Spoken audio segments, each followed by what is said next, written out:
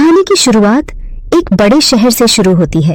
यहाँ लोगों की जरूरतें पूरी करने के लिए छोटी छोटी दुकानें थीं। हमारी आज की कहानी भी एक छोटी सी दुकान से शुरू होती है। यह दुकान दो बहनें चलाती थीं और वह अपनी दुकान पर खाने पीने की चीजें बेचती थी। बड़ी बहन का नाम मिंसा और छोटी बहन का नाम रूई था।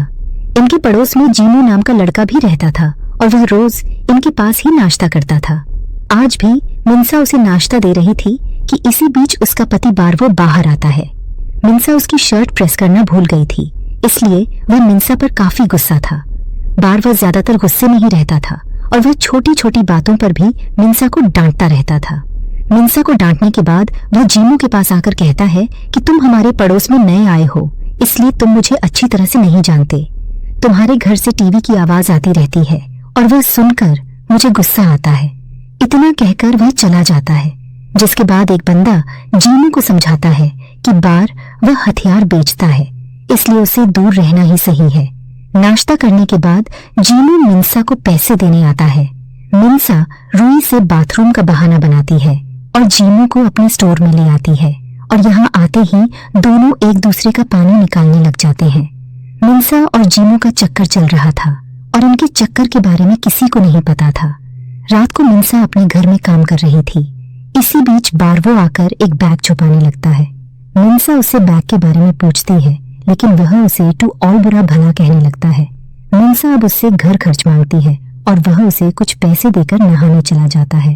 अगली सुबह रूई अकेली ही दुकान पर काम कर रही थी और इसी बीच जीमू भी नाश्ता करने आ जाता है। रूई दिखने में बेहद खूबसूरत थी, इसलिए जीमू उसे देखता ही जा रहा था। वो रूई की दुकान पर रूई के लिए ही आता था, लेकिन किस्मत ने उसका चक्कर मंसा से चला दिया था। जीमू रूई के पास आकर नाश्ता मांगता है, जिसके बाद वह उसे नाश्ता दे देती है। इसी बीच मिंसा भी बाजार से लौट आती है। उसे पता था कि जीमू उसकी छोटी बहन को चाहता है। वह उससे कहती है कि मुझे जब भी मौका मिलेगा तो मैं तुम्हारी बात रूई से जरूर करूंगी। इतना कहकर वह घर में आती है, जबकि जीमू नाश्ता करने लगता है। कुछ देर बाद बार वह अपना बैग देख रहा था। उसे चीज तो है सके बैग में काफी पैसे थे और वह उन्हें ही देख रहा था। इसी बीच मिंसा भी उसके पास आ जाती है। बैग में इतने सारे पैसे देखकर वह हैरान हो जाती है। वह उससे पैसों के बारे में पूछती है, जिसके जवाब में बारवो कहता है कि यह पैसे मेरे बॉस के हैं। बॉस के घर छापा पड़ने वाला है, इसलिए उसने मुझे कुछ दिनों के लिए पैसे संभाल कर रखने को कहा है। पैसे देखकर मिंसा का लालच जाग गया था। वह चाहती थी कि वह और बार वो पैसे लेकर भाग जाए। बार वो उसे समझाता है कि मेरा बॉस दरिंदा है और वह हमें ढूंढ कर मार देगा। मिंसा को समझाकर वह नहाने लगा, जबकि मिंसा की नजरें बार बार पैसों की तरफ ही जा रही थीं। रात को जीमू अपने कमरे में था और वह अपने कैमरे से रूई को देख रहा था। रूई जब भी कपड़े बदलने लगती तो वह छुपकर उसे देखने लगता था। अगली सुबह रूई बाजार में थी और इसी बीच जीमू भी उसके के पास आ जाता है। वह रूई का पीछा करते करते यहाँ आया था ताकि उसके साथ समय बिता सके। दोनों मिलकर खरीदारी करते हैं और साथ में बहुत सारी बातें भी करते हैं। कुछ ही देर बाद दोनों घर वापस आ जाते हैं। रूई जीमू के साथ आई थी और बारवो को यह चीज पसंद नहीं आती। रात होते ही बारवो मंसा को पकड़ लेता है और फिर उसकी गुफा में धमाके करने लगता है। अगली सुबह जीमू रूई की दुकान पर पहुंच गया था। रूई उसे नाश्ता देकर उसके पास ही बैठ गई थी। रूई को उसकी बातें अच्छी लगने लगी थी, इसलिए वह उसके पास बैठकर उसकी बातें सुनने लगी थी। इसी बीच बारवो दोनों के पास आता है और रूई को अंदर जाने को कहता है। रूई जैसे ही जाती है तो वह जीमू के पास आकर कहता है कि रूई मेरी बीवी की छोटी बहन है, इसलिए तुम उससे दूर ही रहो। जीमू को इतना कहकर वह चला जाता है, जिसके बाद जीमू नाश्ता करने लग जाता है। थोड़ी देर बाद रूई काम करते करते मिंसा के कमरे में आती है। मिंसा इस वक्त बारवो का पैसों वाला बैग देख रही थी। रूई उससे पैसों के बारे में पूछती है, लेकिन मिंसा उसे कुछ नहीं बताती और उसे जल्दी जल्दी कमरे से निकाल देती है। पैसों वाला बैग देखकर रूई का लालच भी जाग गया था। रात को जीमू अपने कमरे में था।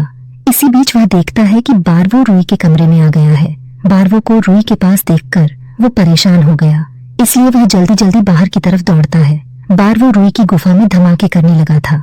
जीमू उनकी खिड़की तक पहुंच गया था और वह दोनों को पानी निकालते देखकर उदास हो गया था।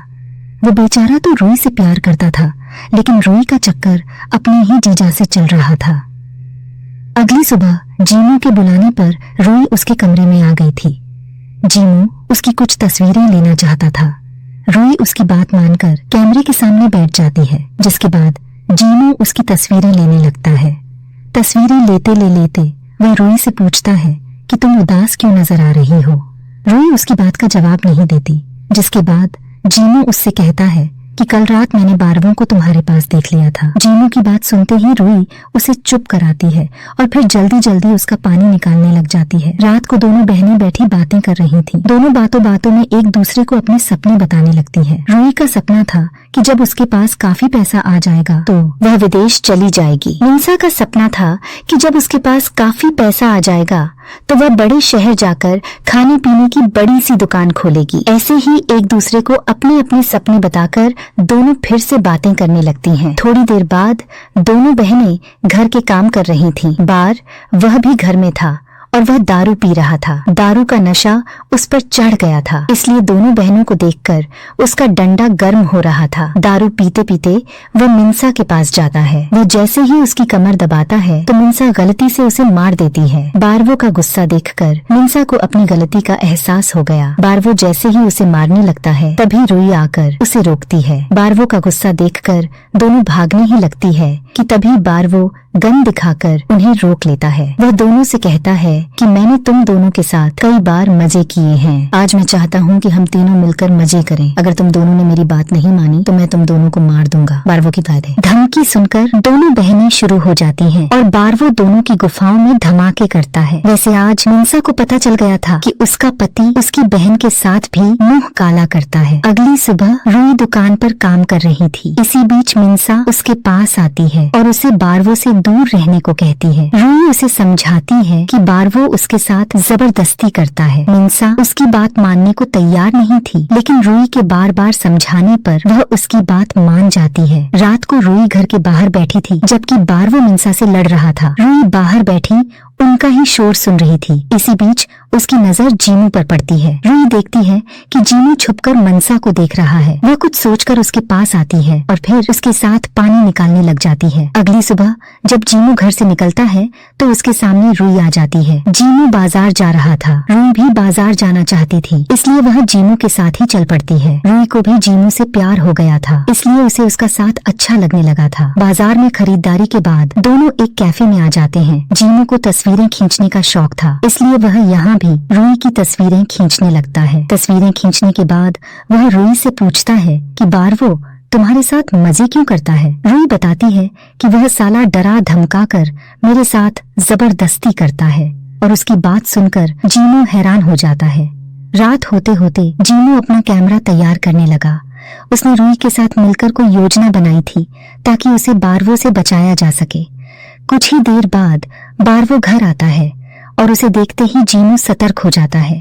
रूही भी योजना पर काम करने लगी थी। देखते ही देखते बारवो रूही के कमरे में आकर उसकी गुफा में धमाके करने लगा। जीनू जल्दी जल्दी खिड़की के पास आकर उनकी तस्वीरें लेने लगा। दरअसल जीनू और रूही ने योजना बनाई थी कि वह बारवो की तस्वीरें खींचेंगे और फिर डरा धमका कर उसे रूही से दूर कर देंगे। मगर इसी बीच रूही बारवो पर हमला करती है, जिसके साथ ही बारवो की मौत हो जाती है। कुछ देर बाद पुलिस बारवो के घर तक पहुंच गई थी और बारवो के कत्ल के इल्जाम में रूही को गिरफ्तार भी कर लिया था। बारवो भले ही मिंसा से लड़ता रहता था, लेकिन उसकी लाश देखकर वह बहुत रोती है। उसे देखकर सभी को लग रहा था कि वह अपने पति से बेहद प्यार करती थी। जीनू भी रूही के फैसले से हैरान था, क्योंकि उनकी योजना में बारवो की मौत शामिल नहीं थी। कुछ दिनों बाद मिंसा दुकान चलाने लगी और जीनू उसके पास नाश्ता करने आता है। जीनू जब उससे रूही के बारे में पूछता है तो मिंसा उसे बताती है कि पुलिस को पता चल गया था कि